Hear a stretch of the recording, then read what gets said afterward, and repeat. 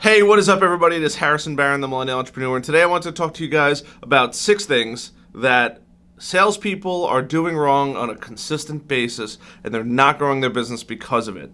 First thing is first. 1, get yourself some sales training. Training yourself and pumping money into your own education is worth its weight in gold. If you can't afford sales training or the sales training is too far away, go get yourself a sales book. And not one, get yourself a couple, 2, 3, 4, 5, it doesn't matter how many you decide to get. Get yourself a handful and read them. Study them like they are the Bible. Each book is not going to have the secret sauce. It's going to build a process and help you build your own process on how you get to the close of the sale and ultimately drive sales up. I personally have gone through sales training through Sandler. I have had one of the coaches, actually a couple of the coaches on my podcast, but I've spent a year in there and I've gotten pretty good at it, and I still read sales books. Most salespeople never even pick up a sales book or let alone get training on how to do their job better. Why wouldn't you? If it's your job, why wouldn't you want to take the time to learn and practice and train to get better at it? It just is a no-brainer. It's as simple as that. Number 2, ask for referrals. If you are not asking your existing customers for referrals on a semi-regular basis, you are missing out on so much money. The worst thing that happens is they're going to say, you know what, there's nobody I could think of, or you know what, I have a couple people, I'm going to be seeing them in a couple weeks, or I don't feel comfortable giving you a referral. And if they say I don't feel comfortable giving you a referral, chances are you're probably getting fired or you're not going to get your contract renewed. I'm going to mention a lot of things about contracts and insurance people and stuff like that because everybody knows what those typically are and who those people are. Ask your existing customers for referrals. I promise you, if you're doing a good job, they're going to refer you. They will be happy to refer you, especially if you save them time, energy, and money. Why wouldn't they refer you? You know, if somebody came to me and said, hey, I'm going to save you time, energy, and money, lower your deductibles, this, that, and the other thing, get you better coverage, and the whole 9, why wouldn't I want to tell them to all my friends? I'm going to mention it to all the guys in my fire. I was going to mention it to all of these different people and say, hey, you got to go to this guy. Save me a ton of money.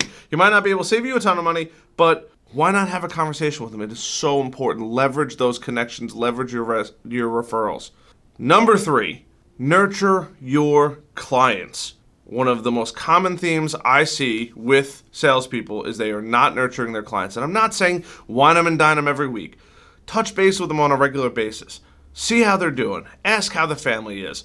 Actually care. If you care, I promise you, you are setting yourself so far apart from everybody else. It is incredible. 99% of the people in the business world do not care. They're there for a basic paycheck.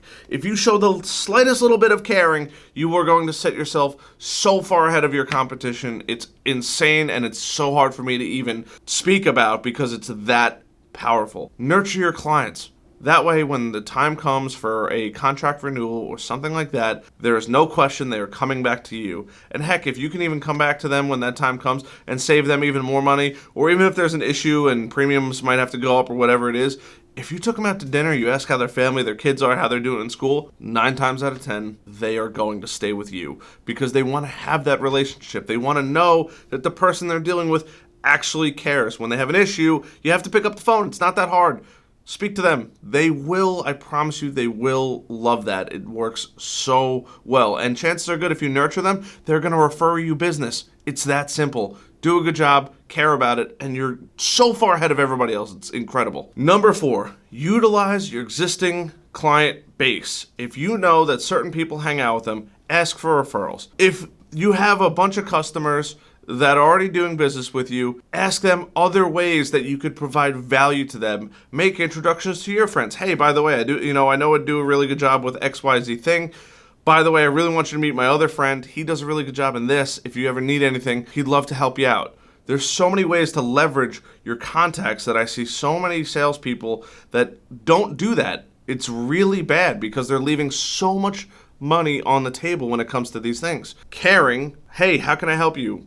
Leveraging your existing customer base. Hey, I know you hang out with these guys, or do you hang out with these guys? I'd love to meet those kinds of people. They will absolutely put you in front of those people if you're doing a good job, making sure that customer experience is really good. Customer acquisition is the harder thing.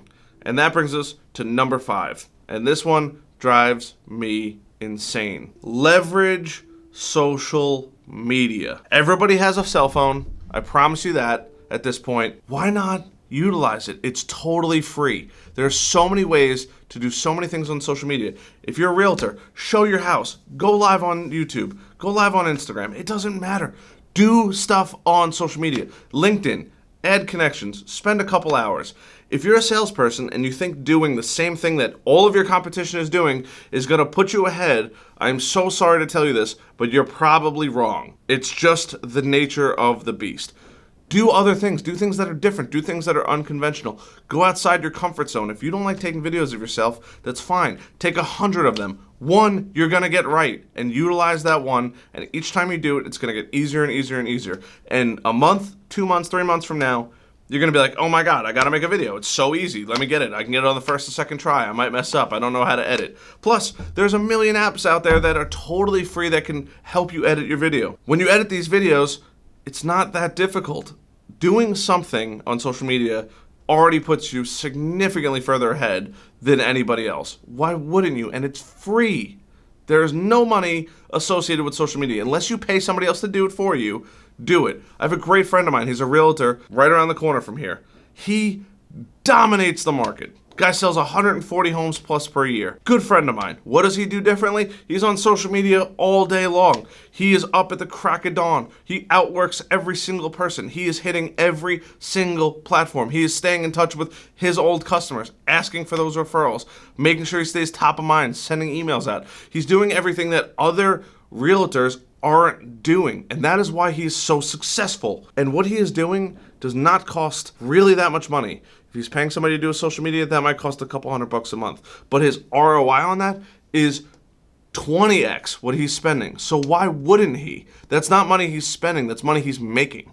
All right? That's how you have to think about these things. And number 6, and I love this one, and it is so unconventional, but it works really, really well. I promise you, I've used it tons of times in my life, and I've gotten amazing results with it. Ask your customers, and even if they're not your customer, even if they say, hey, you know, I don't think we could do business together, whether it's finances or whatever it is, go up to them and say, hey, just out of curiosity, what are your biggest challenges on a day-to-day basis?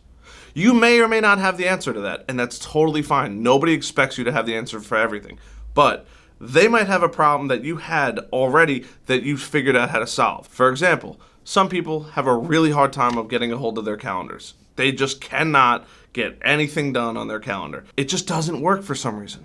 Things slip by, they don't put it in their calendar, they miss meetings, this, that, and the other thing. They're just really bad with that. There are simple apps like HubSpot, they have meeting links in there, or Calendarly. There's a ton of them out there where you could set it up so you will never, ever, ever have to worry about that problem again. People can plug time into your calendar. People can schedule meetings with you. It makes life a million times easier in the long run. Maybe it's a scheduling issue for employees. Maybe it's payroll. Maybe it's this. You may or may not have the answer, but showing that you care that much, and you might have the answer, and if you have the answer, you're going to look like a rock star, but even if you don't, you care, which is the most important thing out of all of it. You caring makes their life a lot easier, and it just makes them feel more comfortable. I've had people not take my deal or not close a deal with me. I've asked them, hey, just out of curiosity, what is your biggest challenge? And by me caring, they said, you know what? It's worth the value to sign up with you. Even if I couldn't solve this problem, it just showed that I cared, and then I closed the deal.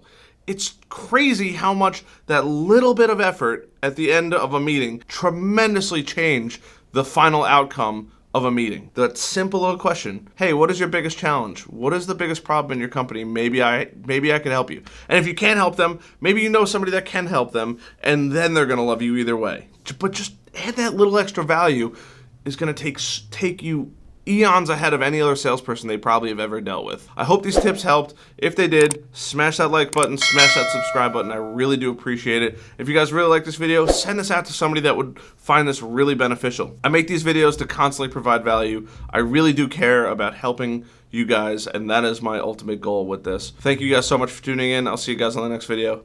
Peace.